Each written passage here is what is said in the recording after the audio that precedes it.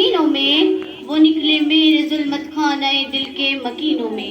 جلا سکتی ہے شمع گستاخ و موز نفس ان کی، الہی کیا چھپا ہوتا ہے اہل دل کے سینوں میں۔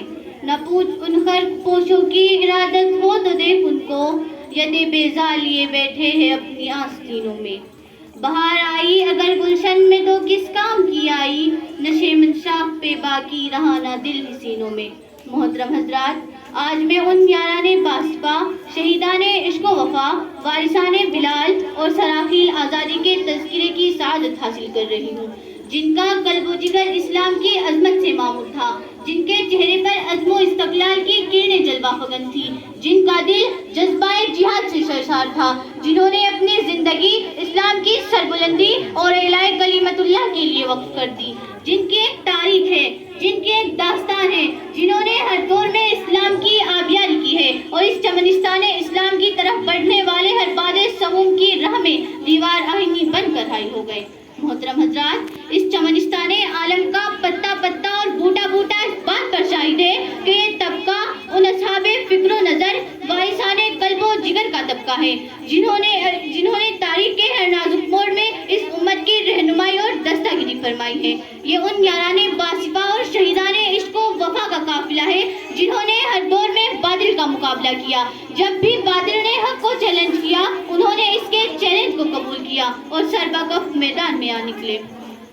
انہوں نے جانے تو دی مگر باطل کو کبھی پیٹ نہ دکھائی، انہوں نے سر تو کٹا دیا مگر پرچم اسلام کو سرنگوں نہ ہونے دیا۔ جب جلاد تلوار چمکاتا ہوا آگے بڑھا تو انہوں نے مسکرا کر نظر سے نظر ملائی اور پھر یہ کہتے ہوئے مردانہ وار تلوار کے نیچے سر رکھ دیا، خوشا وقتے کہ میری موت تیرے کوچے میں آ جائے، یہی تو زندگی کا آخری ارمان ہے ساقی۔ غرض یہ، انہوں نے ہر محاذ پر باطل کا مقابلہ کیا اور ہر طرح سے مقابلہ کیا۔ ضرورت پڑی تو گولی چلائی، ضرورت پڑی تو تلواریں چلائی، تلواریں پھینکی، قلم اٹھا لیا، ضرورت پڑی تو اپنی شعلہ نوائیوں سے طوفانی تند و تیز شرکس کو بے باک کام لیا، ضرورت پڑی تو قوم کے ننھے ننھے نونہالوں کی تربیت و اصلاح فرما کر باطل کے لیے دیوار آہنی اور فولادی لشکر بنا دیا۔ آج میں انہی جیالوں اور سرفروشان اسلام کی تھوڑی سی تاریخ اور ادنا سی جھلک دکھانا چاہتی ہوں کہ انہوں نے جنگ آزادی میں کیا کارنامہ انجام دیا ہے اور ان کا کیا مقام رہا ہے۔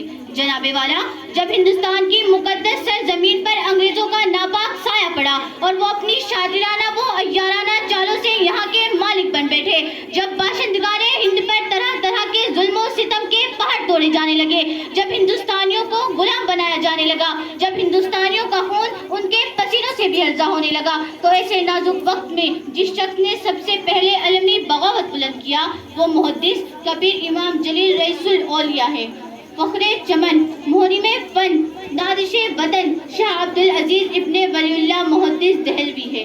یہ وہی مرد مجاہد درویش خدا ہے جس نے وقت سے بہت پہلے مسلمانوں کے نصب العین کا اعلان فرما دیا تھا، جہاں تک پہنچنے کے لیے دوسروں کو ابھی برسہ برس انتظار کرنا تھا۔ شاہ عبدالعزیز کا فتویٰ کیا تھا؟ گویا ایک برقِ بے اما تھا جو دشمنوں کی نقلی تمنا پہ گر پڑا۔ انگریزوں کی نیندیں حرام ہو گئی، جگہ جگہ آزادی کے شعلے بھڑکنے لگے، جگہ جگہ آزادی کے پرچم لہرانے لگے، سینوں میں ولولے مچلنے لگے اور حوصلوں نے انگڑائیاں لینی شروع کر دی۔ مسندِ درس پر بیٹھ کر قرآن و حدیث کے درس دینے والے علماء اکرام خانقاہوں میں بیٹھ کر اپنے خون و جگر سے شمع اسلام روشن کرنے والے مشائخ کرام اپنے مدرسوں اور خانقاہوں کو چھوڑ کر میدان میں آ نکلے اور فرنگیوں کے خلاف ایک محض بنا کر منزل کی جانب سر و سامانی کے عالم میں نکل پڑے۔ اور میں اکیلا ہی چلا تھا جانب منزل، مگر راہ رو آتے گئے اور کارواں بنتا گیا کہ مصداق بن گئے۔ اس طرح کے خطرات و وساوس کی گرفت سے بے پرواہ منزل مقصود کی تلاش میں کبھی عرب و ترکی کی راہوں کو ناپتے ہیں، کبھی روس و افغان کی بادیاں پیمائی کرتے ہیں، تو کبھی مالٹا کی کوٹریوں میں قیام کرتے ہیں، کبھی عدالت کے کٹہرے میں کھڑے ہو کر نغمہ آزادی سناتے ہیں، کبھی پھانسی کے پھندوں کو چوم کر منزل کا نشان پوچھتے ہیں، کبھی ریوالور کی لبلبی پر انگلی رکھ دیتے ہیں کہ شاید گولیوں کی سنسناہٹ ہی منزل کا پتہ بتا سکے۔ غرض یہ، ان دیوانوں نے ہر راہ سے منزل تک پہنچنے کی کوشش کی اور پہنچ کر ہی دم لیا۔ تاریخ ہند ہم سے کہتی ہے، اس بزم جنوں کے دیوانے ہر راہ سے پہنچے محفل تک، बेताबी उनकी आम हुई सहराओं से लेकर साहिल तक। हाँ, संगे गिरा पे लिखते थे वो अपने दिले नादा का हाल, शायद की तलाश मक्तल में कोई पहुंचे पत्थर कातिल तक। मोहतरम हजरात, वाकया ये है कि अगर हिंदुस्तान की जंगे आज़ादी में उलमा हिस्सा न लेते तो ये हिंदुस्तान कभी भी आज़ाद न होता। चुनाचे 1857 ईस्वी की जंगे आज़ादी में 2 महल बनाए गए। एक महल अम्बाला पर, जिसकी क़यादत मौलाना जाफर थानसरी के पास थी। दूसरा महल शामली पर, जिसकी क़यादत हज़रत इमदादुल्लाह महाजर मक्की के पास थी। 1857 ईस्वी की जंगे आज़ादी में बड़े बड़े उलमा और इस्लाह शहीद हुए। इसी जंग में मौलाना नारोत्री जख्मी हुए। इसी जंग में हजरत गंगोही जख्मी हुए। इसी जंग में हाफिज जामिन शहीद हुए। इस 1857 ईस्वी की जंगे आज़ादी में 2 लाख मुसलमान शहीद हुए, जिनमें 51,500 उलमा इकराम थे। सिर्फ दिल्ली में 500 उलमा को फांसी के फंदों पर लटका दिया गया।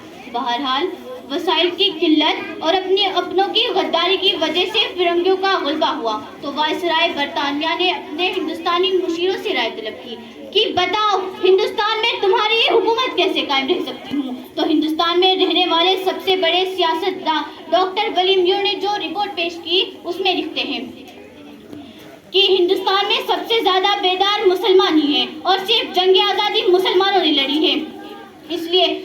इसलिए जज्बाए जिहाद को खत्म करना जरूरी है, और जज्बाए जिहाद को खत्म करने से पहले एक और चीज का खत्म करना जरूरी है, और वो ये है कि हिंदुस्तान से उलमा और कुरान को खत्म कर दिया जाए। चुनाचे 1861 में अंग्रेज ने उलमा को खत्म करने का फैसला किया। अंग्रेज मौर्रिख मिस्टर एडवर्ड टॉमसन अपनी याददाश्त में लिखता है कि 1864 से लेकर 1867 तक अंग्रेज ने उलमा को खत्म करने का फैसला किया, और ये 3 साल हिंदुस्तान की तारीख के बड़े अलमनाक साल हैं। इन 3 सालों में अंग्रेज ने उलमा को तख्ते दार पर लटका दिया। टॉमसन कहता है कि जब दिल्ली में मैं अपने खेमे में गया तो मुझे मुर्दार की बदबू महसूस हुई। मैं खेमे के पीछे चला गया तो क्या देखता हूँ कि आग के अंगारे देख रहे हैं। 40 उलमा को कपड़े उतार कर उन अंगारों पर पकाया जा रहा है। मेरे देखते देखते 40 और उलमा को बुलाया गया। मेरे सामने उनके कपड़े उतारे गए। अंग्रेज ने कहा, मौलवियों, जिस तरह इन 40 को पका दिया गया है, इसी तरह तुम्हें भी पका दिया जाएगा। तुम सिर्फ एक ये कह दो कि 1857 ईस्वी की जंगे आज़ादी में हम शरीक नहीं थे, अभी छोड़ देते हैं। टॉमसन कहता है कि मुझे पैदा करने वाले की कसम, कोई आलिम उनमें ऐसा नहीं था। सारे के सारे आग में पक गए, मगर अंग्रेज के सामने गर्दन नहीं झुकाई। अगर इस अजीम हस्ती की वो आलमगीर तहरीक, जिसे तहरीके रेशमी रुमाल के नाम से जाना जाता है, कामयाब हो गई होती तो आज हिंदुस्तान का नक्शा ही कुछ और होता। लेकिन किस्मत की खूबी देखे, टूटी कहाँ कमर, 2-4 हाथ जबकि लबे वाम रह गया। 2-4 हाथ जबकि लबे वाम रह गया। मौलाना हुसैन अहमद मदनी ने कॉन्फ्रेंस कराची में ऐसे वक्त में शिरकत की जहां उन्हें गोली मार दिए जाने का हुक्म मिल चुका था। लोगों का ख्याल था कि हुसैन अहमद मदनी नहीं आएंगे, लेकिन लोगों की आंखें उस वक्त हैरत से फटी रह गई जब वो मर्दे मुजाहिद कफन कंधे पर रख कर स्टेज पर आए और जलसे की सदारत फरमाई। इसी कॉन्फ्रेंस में हजरत ने अंग्रेजों को बुलबुल और गोलियों को गुल से तस्बीह देते हुए फरमाया, लिए फिरती है बुलबुल चोंच में गुल, शहीदे नाज की तुरबत कहाँ।